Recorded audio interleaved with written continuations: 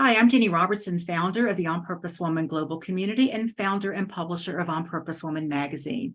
I'm here to share the speaker portion of our Connections Over Coffee gathering of the On Purpose Woman Global Community. Carol Burbank is speaking on the courage to lead, stepping beyond the stereotypes that limit women's power.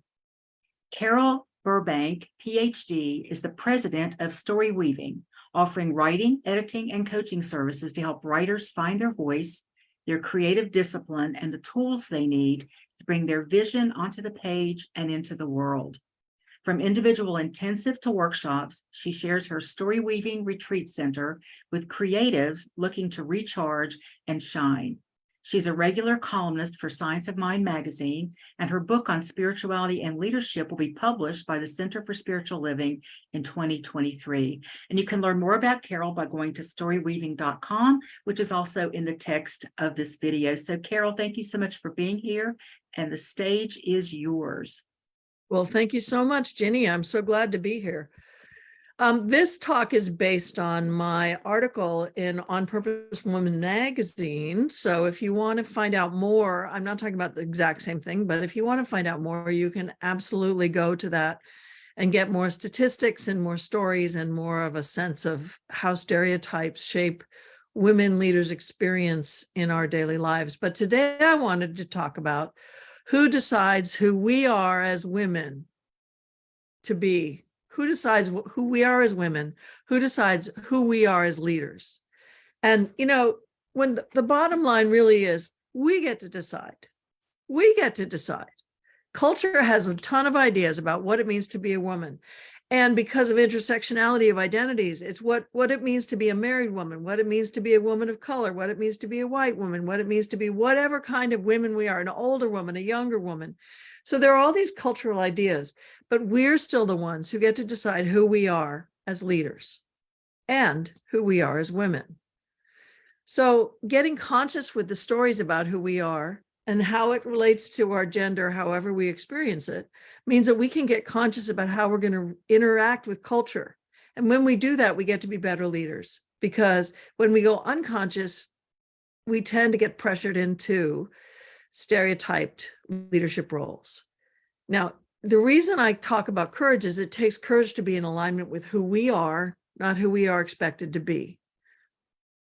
I'm going to say that again. It takes courage to be in alignment with who we are, not who we are expected to be or who we think other people expect us to be.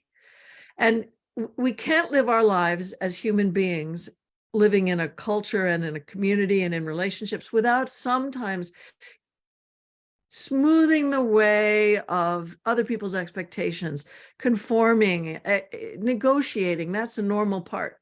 But when we think about leadership, gender stereotypes are really powerful in limiting women's power and men's power. But since I'm only speaking to women today, people on Facebook, I recognize that men have stereotypes too, but I'm really only talking about women today. Normally I talk about both.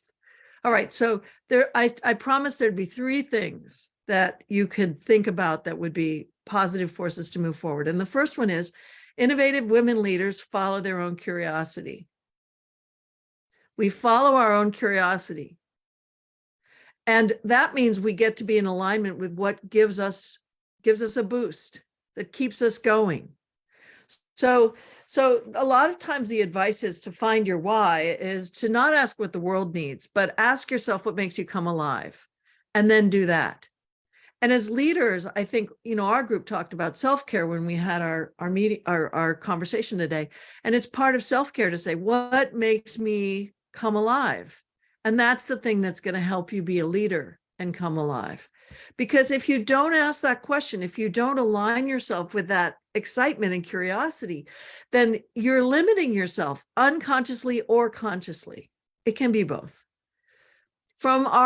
With expectations and internal reactions to cultural stereotypes, or internal reactions to our experiences that have taught us that, you know, I have to be a well-behaved woman. I always have to wear a skirt. I need to think of other people's feelings before my own, or else I'm not being a good leader. Whatever stereotype you're enacting, And I want to say before I start talking about stereotypes that as leaders, we all, men and women, need to be nurturing, supporting the collective, thinking of paying attention to other people's feelings, other people's situations, other people's worlds. If you're a caregiver, you can't only take care of yourself and only make decisions based on your own needs. But if you ignore your own needs, you can't be a good caregiver. So in extreme, these stereotypes damage women leaders. But all of us, men and women, need to be multifaceted leaders. And that's what I write about. That's what I think about. That's what I talk about. Because our whole selves are complex and interesting. We have many, many skills beyond the nurturing that's the stereotype for women in this culture. So if you're not giving your whole self as a leader or sharing your whole self as a leader and not giving yourself the freedom to lead from your whole self, then you got to summon the courage to say, I want to be more. I can be more. And in fact, I can have more impact on the world if I do have more. So let me talk briefly about stereotypes. A stereotype, you all know what it is, but I'm going to define it anyway, because most times we just say stereotypes as if it's this horrible negative thing and they're bad. They're very inconvenient, but they're just a cultural habit of thinking that classes groups of people into cul-de-sacs. And when it becomes a cul-de-sac that you can't get out of, then it becomes a self-fulfilling prophecy of struggle. Whatever stereotype you're being cul-de-saced into, you got to get out of that cul-de-sac and say, oh, let's look at that. A stereotype is a cultural norm that is only true in a certain culture. But it has a lot of power, and it causes us to develop biases, and it changes our behaviors, and ultimately it causes oppression to those people who have been walled into the cul-de-sac. But a stereotype is just a way of cultural thinking, so it can be challenged by leaders. Now, in Forbes in 2021, they talked about recent research about women in leadership. And I often think, oh, the world has really changed, right? Everything's changed. There's a woman vice president, a woman of color as vice president. We had a man of color as president. There's women in legislature. There's women running companies. There's all of us entrepreneurs. The world is changing. Yes. At the same time, it's not changing very quickly. We tend still to identify certain stereotypical traits with men and women.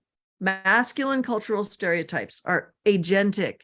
That is to say, competitive, adventurous, aggressive, or you can say assertive, courageous, dominant, and standing up under pressure. So men are rewarded for those behaviors when they step into leadership roles, because we still look at that. For women, the cultural stereotypes are communal. That is to say, sympathetic, gentle, sensitive, supportive, kind, and nurturing. To have these stereotypes bubbling up underneath our leadership means that we need to be conscious about when we're going to be choosing to be communal, sympathetic, gentle, sensitive, supportive, kind, and nurturing. I believe in all of those things. All of those things. I'm a coach.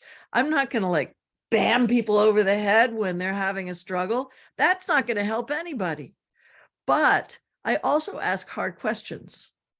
When I'm working with a team, sometimes I give information that isn't always easy to hear. Sometimes I'm assertive. Sometimes I'm adventurous. I try something new with a group or with a client. I don't always want everyone to feel good. Because I'm curious about how we can change the world. I know my why. My why is to increase freedom and creativity in the world. So in order to do that, I can't just say, oh, it's okay that you didn't do what you wanted to do this week. That's okay. Don't worry about it. I say that, but then I say, but is that what you wanted to do? Because we've got to hold people accountable. That means I hold myself accountable too.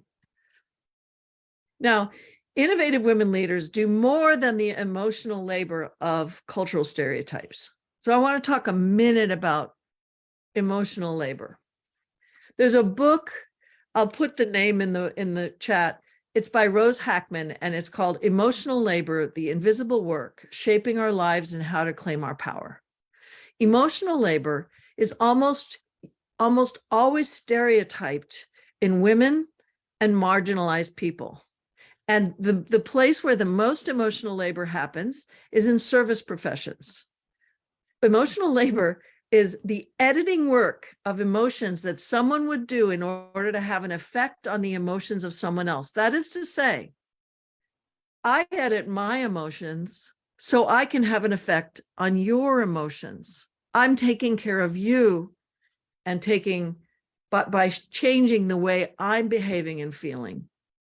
It's what we do with children. It's what we do with customers. It's what we do in retail. It's what we do when we are taking care of someone else's emotions. And it's almost there's shocking statistics. For example, 90% of the people in service industries and caring industries tend to be women, or tend to be people who are in other marginalized populations. And there's two reasons for this. One is they're generally paid less, excuse me, than traditionally masculine professions. So we're shuttled into those. But I'm not talking about that today. I'm talking about these are the qualities we're taught are valuable. So we do emotional labor. We do it at work. We do it at home. We do it with the people we love. We do it with the people who we think we should be nice to. We just do it. And it's not a bad thing to do, emotional labor. Because think, if everybody in the world took care of everyone else, then everybody would have a space to be present and aligned and authentic. But if all we're doing as leaders is doing the emotional labor, then we're missing out on an opportunity to really shift into our own power, because we're giving someone else power and giving their emotions center stage. And there's, like I said, there's nothing wrong with this stuff. I'm not against nurturing and caring. I'm only trying to say, if that's all we do, and if that's what we do as a default, then we end up exhausting ourselves. And that's not good for us as leaders. So what if, instead of offloading other people's emotions onto ourselves, jamming them into our own basket and carrying them around, we supported community when it was a good strategy and took care of other people's emotions when it was really important, and also were agentic. We were agents of change, competitive, aggressive, take no prisoners, assertive, sharing our passion and our power when it's needed, because it's needed out there too. And so I just want to say, I hate to put things negatively, but I think it sometimes helps to just hear it. Why does doing emotional labor or stereotypic work sometimes exhaust us or take away our power? First, focusing on emotional labor as the work that defines us means that we don't use other tools. We have low defaults. Two, expecting our leadership to conform to emotional labor means we neglect needed interventions that mean that we don't actually lead with clarity and with resilience. And so when we do that, we're less effective as leaders and we have fewer opportunities. This is one that I've learned from the Pearson-Marr archetype indicator, which I'm going to talk about later, which is about the caregiver archetype. The caregiver archetype is it's a pattern, a personal identity narrative that makes us feel like we have to take care of someone else all the time over ourselves. And when we fall into the caregiver archetype and we let it go unconscious, we move into passive aggressive ways of manipulating other people, because that's how we think we need to do it, instead of directly saying, this is what I need, this is what I want, and having a real negotiation. So passive aggressive ways of being means that we manipulate other people's emotions so that we kind of get what we want, but it's a lot more work than saying, hey team, I think we need to reassign tasks. right? If we go, oh, I don't know, we're having some trouble and I'm going to make you anxious so that somebody volunteers to do something that I don't want to do. That's that passive aggressive. And it's actually an exhausting way to lead. And people can tell when we're doing it, or they realize it afterwards. It's an icky feeling on both sides. So another way that we marginalize ourselves is that we put ourselves into gendered roles. And if we're in a marginalized identity category, then that means that we're not going to get the benefits or the credit for the work that we do. And a good example is on many teams, who does the note-taking? It'd be me. And you know why? Because I have the body of a woman. It's not because I'm the perfect note taker, although I'm really good at it because I've been doing it my whole darn life. It's because if there's 10 men in the room and one woman, the woman takes the notes, even if the woman isn't equal to all the other 10 men. So this is a good example of being marginalized. And the person who takes the notes doesn't get to talk very much, right? So that means that you're marginalizing yourself as a leader if you let yourself get into a gendered role. Now, it's really hard to get some men to take notes. I've had to spend much of my recent career, the last decade, saying, I can't take notes today. I'm presenting. And everybody goes, oh, chickens with their heads cut off until someone volunteers. And I'm not being manipulative. I'm just being really direct. And they go, oh, that makes sense. But then they have to figure out how to take notes. And almost inevitably, someone says, well, I'll do it, but it won't be as good as you. And I'm like, it's fine. That's fine. So if we stereotype ourselves or let other people stereotype us, then we lose impact. And finally, if we put other people's expectations before our own, we end up diminishing ourselves and moving out of alignment. And I think a lot of us are coaches here, or nurturers, or caregivers in different ways. And we know that the farther someone gets out of alignment, the harder it is to get back in alignment. And a leader who's out of alignment is a leader who is suffering, and their team is suffering as well.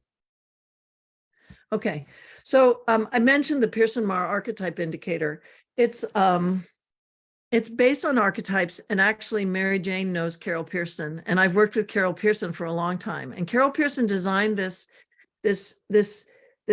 really fun test that you can take, where you can find out what stories are active in your life. And then with some coaching, you can figure out, how are these stories active? And am I using these stories as fully as possible? Am I understanding these stories in alignment with my true self? I'll put it in the chat, I promise. And I'm doing a workshop on May 7th.